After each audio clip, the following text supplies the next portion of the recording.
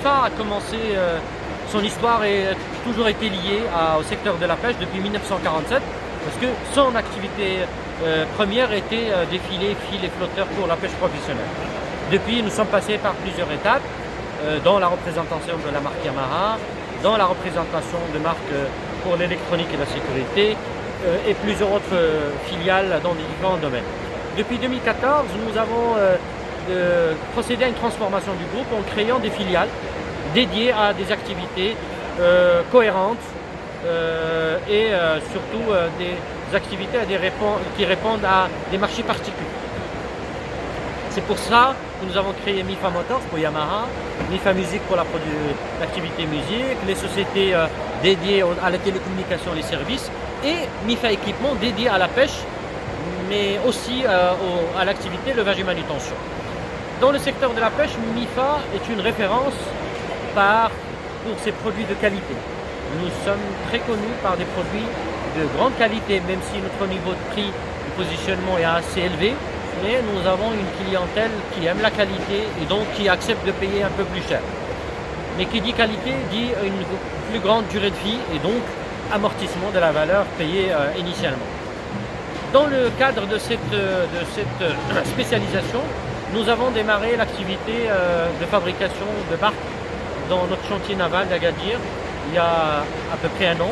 Nous avons démarré par la barque 2 tonneaux qui a été homologuée l'année dernière et nous avons enchaîné ce début d'année par la barque 3 tonneaux qui a été homologuée la semaine dernière.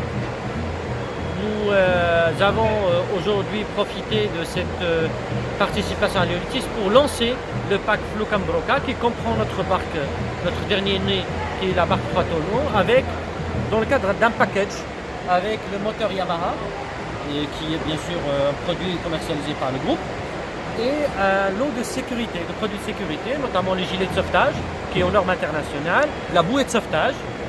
Combien coûte ce pack? En fait, le pack, il démarre à 84 500, mais c'est pour la 2 tonneaux, avec un moteur 15 chevaux. Après, le prix de la 3 tonneaux avec un moteur de 25 chevaux, ça dépend après de ce qu'on veut mettre dessus. Mais ça peut démarrer à 100 000 dirhams, ça peut arriver à 110, 120 000 dirhams en fonction des composants qu'on veut mettre dedans. Donc la composante sécurité est, comme j'ai dit, constituée de gilets de sauvetage, bouée de sauvetage, la radio-balise qui sauve des vies quand il y a un sinistre en touchant l'eau, donc il déclenche un message d'alerte qui est transmis, qui est plutôt capté par les satellites qui sont en orbite autour de la Terre, et après ils sont signalés au centre de sauvetage le plus proche. Nous avons ici prévu dans le package une tenue professionnelle de pêche, donc un pantalon avec une veste avec capuchon qui est isolante, qui est imperméable, et des gants de travail et des chaussures antidérapantes. À côté de ça, il y a un lot de matériel de pêche, filets, fils, flotteurs et accessoires de pêche. Et la dernière composante, c'est le caisson isotherme qui permet aux marins pêcheurs de stocker d'abord de la glace dedans, qui ne fond pas, parce qu'une fois dedans, c'est quasiment une température qui ne permet pas que la glace fond, ou en tous les cas, il tarde au maximum le fait qu'il fonde. Ensuite, le pêcheur, il met le poisson pêché dedans, et à ce moment-là, le poisson pêché reste dans la quasi-état dans lequel il est pêché. Ça veut dire dans un état de fraîcheur qui, après 3, 4, 5 jours, parfois, ici il y a la glace dedans, il peut être vendu comme poisson frais, comme s'il a été pêché à l'instant. Et donc, quand on maintient la fraîcheur du poisson, on le vend mieux, et donc on le valorise mieux. Et si on vend mieux, ça veut dire qu'on améliore les niveaux de revenus des marins pêcheurs et donc leur situation sociale. Voilà. Maintenant, l'avenir de MIFA Équipement du groupe, c'est qu'aujourd'hui on s'inscrit dans une politique de développement dans un cadre cohérent qui permet d'intégrer un certain nombre d'éléments pour offrir le maximum d'éléments possibles pour le secteur de la pêche sur tous les côtés. Côté embarcation, côté motorisation, côté équipement pour la pêche, côté équipement de sécurité, côté télécommunications. Et donc, nous sommes pratiquement le seul opérateur au Maroc qui donne une offre aussi intégrée.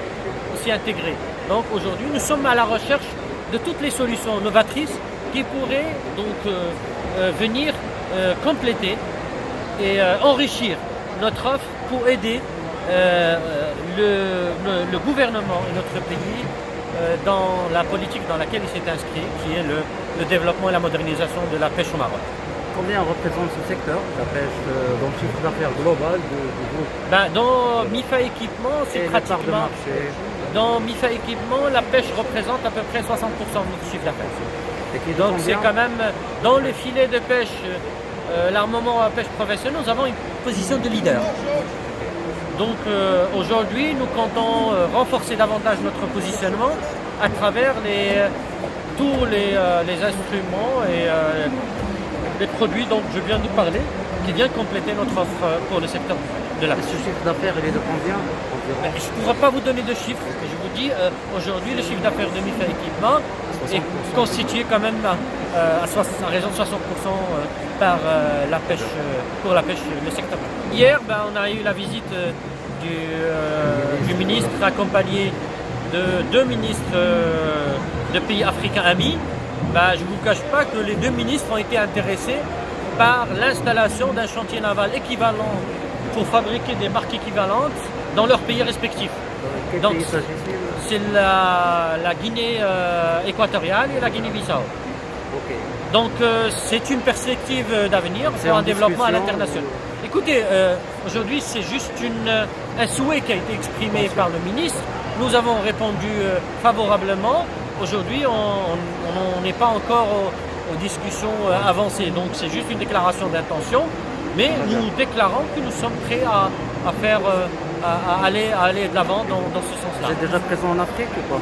Aujourd'hui, non, mais nous commercialisons un certain nombre de produits pour des clients qui sont au Maroc, mais qui sont présents en Afrique. Et donc, ils exportent nos propres produits un peu partout au Maroc, en Afrique. Donc, oui, nous sommes présents indirectement Et en vous Afrique. avez des ambitions africaines que vous voulez Exactement, c'est ce que renforcer. je viens de vous annoncer. Ok. Et nous sommes en contact avec un certain nombre de partenaires en Afrique pour construire éventuellement d'autres partenariats en Quels Afrique. sont les pays cibles africains? Écoutez, toute l'Afrique de l'Ouest en priorité.